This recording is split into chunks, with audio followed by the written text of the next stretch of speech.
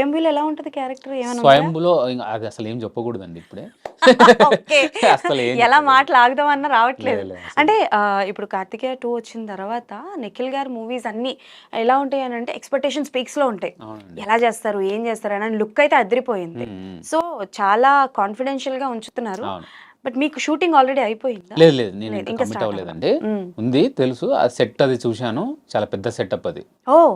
చాలా పెద్ద setup. It's not related to present world కాదా? కాదు కాదు. ఒక ఓకే. 'బాహుబలి' ఆ కైండ్ ఆఫ్ మూవీ. ఓహ్! కానీ వేరే స్టోరీ అంత డిఫరెంట్. దానికి సంబంధం లేదు. ఓకే. చాలా డిఫరెంట్. చాలా పెద్ద స్పాన్ ఉన్న ఫిల్మ్. అది అందుకే నేను ఎక్కువ చెప్పట్లే ఇంకా. ఓకే. డన్. సో, మనకి 'స్వయంభూ' టైమ్‌లో కూడా మీరు మాకు ఇంటర్వ్యూ ఇవ్వాలి. షూర్ షూర్ అండి తప్పకుండా. ఓకే. ఇక బహిష్కరణ విషయానికొస్తే డైరెక్టర్ గారి గురించి చెప్పండి. హ్మ్. మీరు అంటే లైక్ సీనియర్ డైరెక్టర్స్ అండ్ మంచి హిట్లు తెచ్చుకున్న డైరెక్టర్స్‌తో పాటు వర్క్ అవును. చేశారు. So, tell something about your director like బహిష్కరణ డైరెక్టర్ గారి గురించి చెప్పండి. ఆ, ఆయన టేకింగ్ ఎలా ఉంది? స్క్రీన్ ప్లే ఎలా ఉంది? మీరు ఎలాగో చూసుంటారు కాబట్టి అవునండి ఎలా చూశాను. అనిపించింది? సో ముఖేష్ ప్రజాపతి గారండి డైరెక్టర్.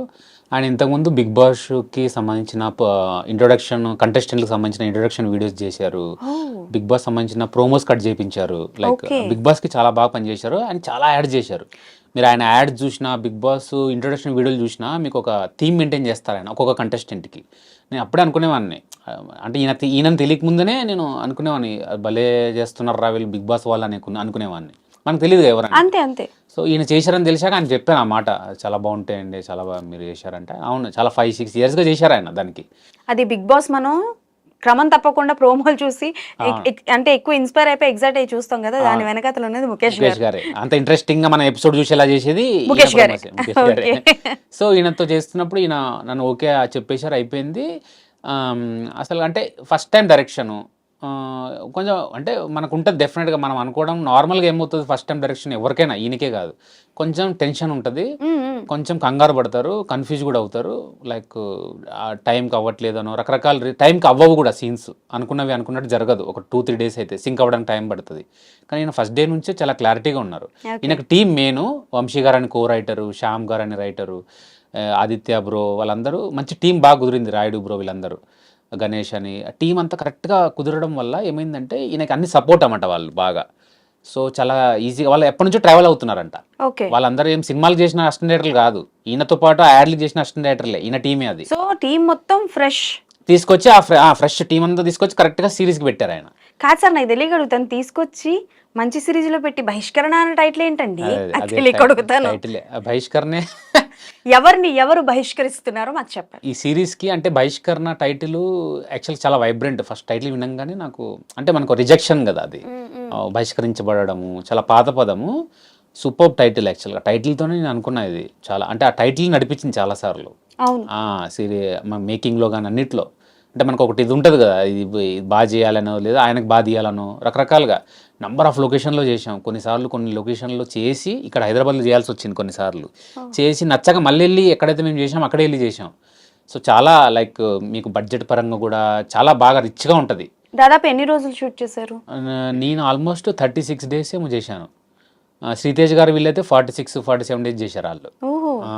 అన్నీ తెలిసి అన్నీ ఇంకా 50 డేస్ వరకు చేసినట్టున్నారు ఓవరాల్ సిరీస్ అంతా. ఓకే. నేను లోకల్లో కూడా మీరు చేశారు కదా? నేను లోకల్లో ఏంటి క్యారెక్టర్? నేను local hero friend, friend Nani గారు హీరో ఫ్రెండ్. ఓకే. లాస్ట్ లో ఆయన వచ్చి ఆయన జైల్లో ఉంటే ఆయన్ని లైక్ బయట తీసుకురావడానికి ఏదో తప్పుడు కేసు పెట్టి. అదే సార్ ఏదో పోతుందంట. ఏం పోతుంది? మా తమ్ముడు కంటి చూపు పోయింది, కబాలి పోయింది, బండలో నిప్పు పోయింది అంటారు కదా. ఓకే. సో నాని గారు ఎలా ఉంటారు? చాలా కూల్ అండి ఆయన కూడా. ఆయన అంటే ఆయన వర్క్ ఆయన చూసుకొని చాలా కూల్. ఓకే. ఆయన వర్క్. ఎప్పుడైనా మీరు ఈ సిచ్యువేషన్ ని ఫేస్ చేస్తారా? అంటే లైక్ వచ్చిన కొత్తలో కావచ్చు, మీకు కొన్ని హిట్స్ పడినా సరే వేరే మూవీ దేనికైనా వెళ్తే సీనియర్ ఆర్టిస్టులు మనకి అనుకూలంగానే ఉంటారు. అప్పుడప్పుడే ఫేమ్ వచ్చిన వాళ్ళు ఏంటంటే యాటిట్యూడ్ చూపిస్తా ఉంటారు. అట్లాంటివి ఎప్పుడైనా ఫేస్ చేస్తారా? చేశానండి, చాలా చేశాను. కానీ పట్టించుకోండి, నేను చూస్తుంటాను. ఓకే అంటే మనకు రియాలిటీ ఇప్పుడు నేను ఫ్లాప్తో వచ్చాను కాబట్టి నాకు తెలుసు. ఇప్పుడు నేను కూడా హిట్ అయ్యింటే మేబీ అలాగే చేసేవాన్నేమో. ఫస్ట్ సినిమాకి హిట్ అయిపోయింది మీకు చెప్పాను కదా, Cloud9లో ఉన్నాను, అసలుకి కారా డ్రైవరా ఏంటి అనే దాంట్లో ఉన్నా. సో అలా నాకు ఫ్లాప్ పడింది కాబట్టి దెబ్బ అనమాట. మనకు దెబ్బ పడితే తెలుస్తుంది కదా, రియాలిటీ చెక్ ఒకటి ఉంటుంది. ఓహో దెబ్బే ఫస్ట్ పడి దెబ్బతో స్టార్ట్ చేసామనుకోండి, తర్వాత మనకి ఇంకా ఎన్ని దెబ్బలు పడినా పెద్ద ఇది ఉండదు. ఏదైనా హిట్ సిచ్యువేషన్ వచ్చినా. షేర్ చేసుకోండి అలాంటి చాలా situation. అంటే అంటే లైక్ మెన్షన్ చేయొద్దు మెన్షన్ ఆర్టిస్ట్ చేయను. నేమ్, యా డెఫినెట్‌గా బట్ పేర్లేం ఏం చెప్పము. జరిగింది అని. చాలా అంటే ఇప్పుడు సపోజ్ ఆ సీనియర్ లేదా అప్పటికి ఫేమ్ వచ్చిన యాక్టర్‌కి నేను తెలియకపోయిండొచ్చు. డెఫినెట్‌గా. నేను అంటే ఆయనంత ఫేమ్ నాకు లేకపోయిండొచ్చు. ఆయనకు తెలియకపోయిండొచ్చు. సో, ఆయన తెలీదు కాబట్టి నాతో మిస్‌బిహేవ్ చేసిండొచ్చు. ఇతనెవరు? ఇతని క్యారవాన్‌లో ఉండొచ్చు. క్యారవాన్‌లో కొంచెం షేరింగ్ చేస్తారు. అతనితో నాకు ఇవ్వడం ఏంటి? అతనెవరో ఏంటో అన్నప్పుడు మేనేజర్ వచ్చి "ఈళ్ళు ఇలా అంటున్నారండి పర్లేదంటే." పర్లేదండి నేను బయట ఉంటాను. ప్రాబ్లమ్ లేదు. నాకేం ప్రాబ్లమ్ లేదు. బయట ఉన్నా. కార్‌లో పడుకోవడం అలా చేస్తాను నేను. వా! అయితే పట్టించుకోను. ఓకే. ఇప్పుడు అతనికి ఫేమ్ ఉంది. డెఫినెట్‌గా నాకంటే ఎక్కువ ఫేమ్ ఉంది. సో, ఇప్పుడు అతని హవా నడుస్తుందనో ఏదో వాటెవర్. అతనికి ఓ రోజు అతనికంటే ఎక్కువ ఫేమ్ ఉన్నోళ్ళొస్తారు. అతను ఇలాగే బిహేవ్ చేస్తే అతనికి తెలుస్తుంది. సో, నేను ఒకటే నేను నేర్చుకుంటా అండి. లైక్ మనకు ఫేమ్ వస్తే మనం ఇలా చేయకూడదు. చేస్తే ఇలా నేను ఎలా ఫీల్ అయ్యానో అలా ఫీల్ అవుతారు అవతల అవతల వాళ్ళు. వ్యక్తి అలా ఫీల్ అవుతారు. సో, మనం ఇలా వావ్! చేయకూడదని తప్ప నేను అతని మీద ఏం ఫీల్ అవ్వను. అతనితో తర్వాత నేను బాగా మాట్లాడుతూ నెక్స్ట్ మనం చేసాం. "అరే! నేను అప్పుడు గుర్తుపట్టలేదు నిన్ను.